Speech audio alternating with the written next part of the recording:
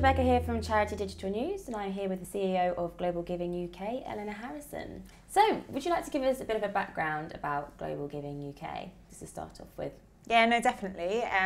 You might not know this, but GlobalGiving was actually the first crowdfunding platform in the world back in 2002, and we're all about helping small charities to thrive. So helping them get money, helping them get skills, and helping them get knowledge, and all about using digital. So do you think crowdfunding is going to be a big thing in 2015?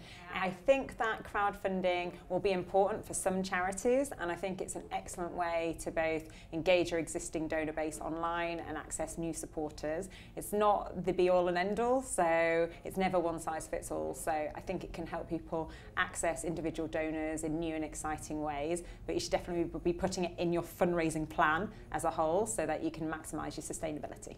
I see. Okay, and do you think the rise of digital, is that a good disruption to the charity sector at the moment?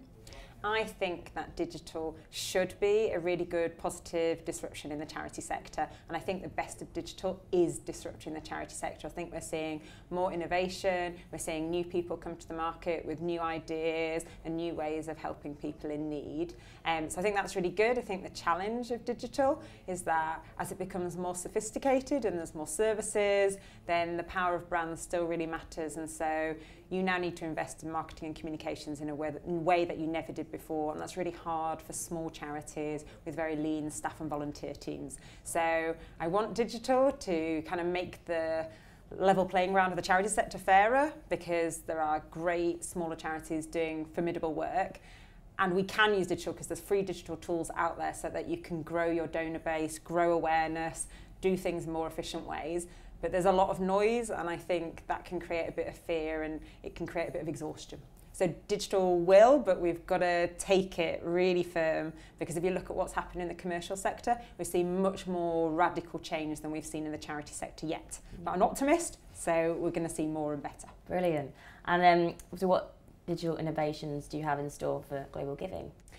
So for GlobalGiving, we're really passionate about constantly innovating. We do not always get things right, but we're really happy to push out, you know, what we call in the commercial sector minimal viable products and test them and do better.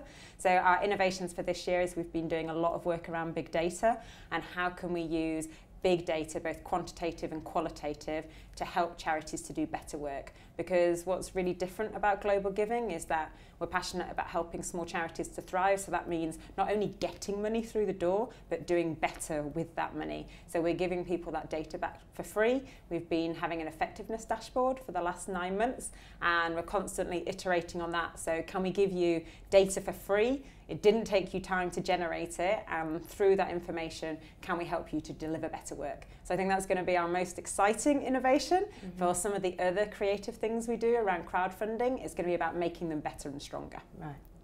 And what role do you think digital will play for small charities in 2015 in particular? I think that online fundraising is going to be incredibly important, both kind of crowdfunding but also ongoing. GlobalGiving is about using crowdfunding to kickstart your online fundraising journey. It doesn't end when the crowdfunding campaign ends.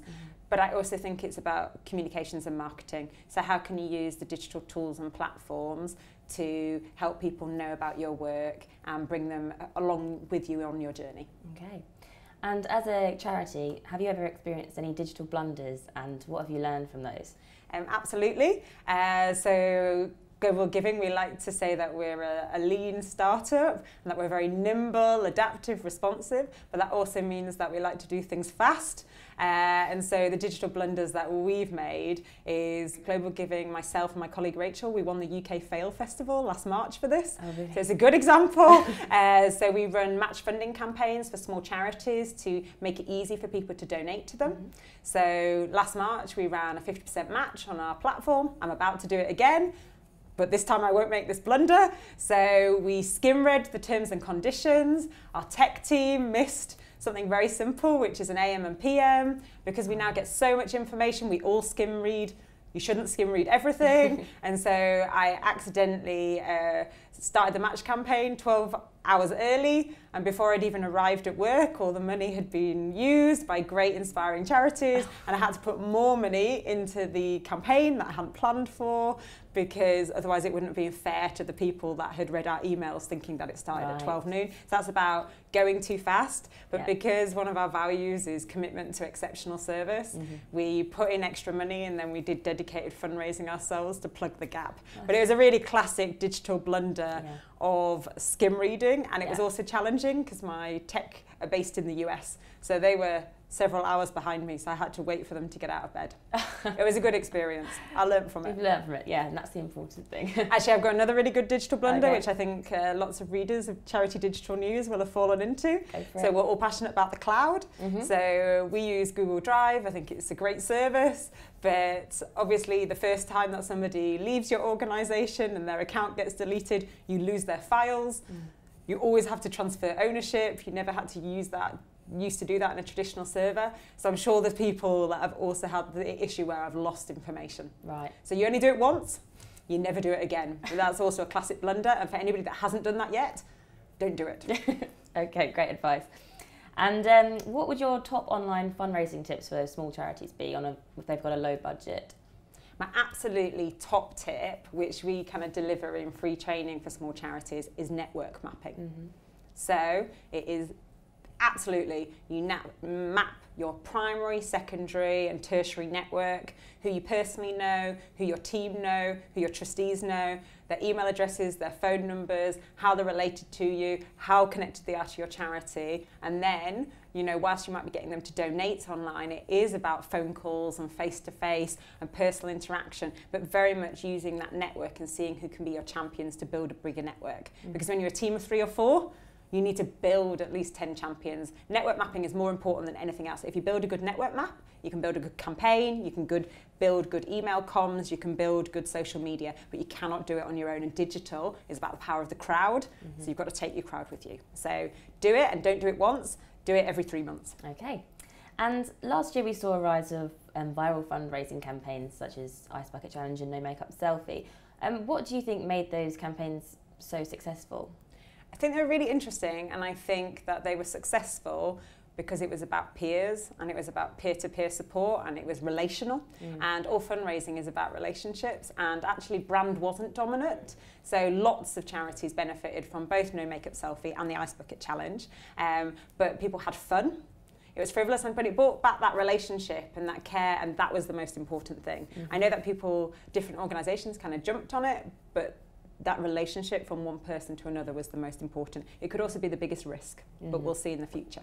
So do you think that viral fundraising is the fundraising of the future? I don't think it's the fundraising of the future. I think we will see some phenomenally successful viral fundraising campaigns in 2015 and beyond, but I think they will be very hard to predict. I think that they will tend to be quirky and fun, and it will have to be something that captures people's imagination. But I think where they fall down is in terms of the sustainability. And so from a mission perspective, you know, the charity sector is there to help people thrive. Viral fundraising can help you get a kickstart to your fundraising, but you're not going to keep going back to donate to No Makeup Selfie. And so I just have a little bit of fear in the risk. So 5 years down the line, a bit like door-to-door fundraising, people will have had enough. But that's not yet. We're going to see something really fun and engaging this year that will come from some unknown quarter. I hope it comes from Africa. Great. Well, thank you very much for your time. Thank you very much. Thanks.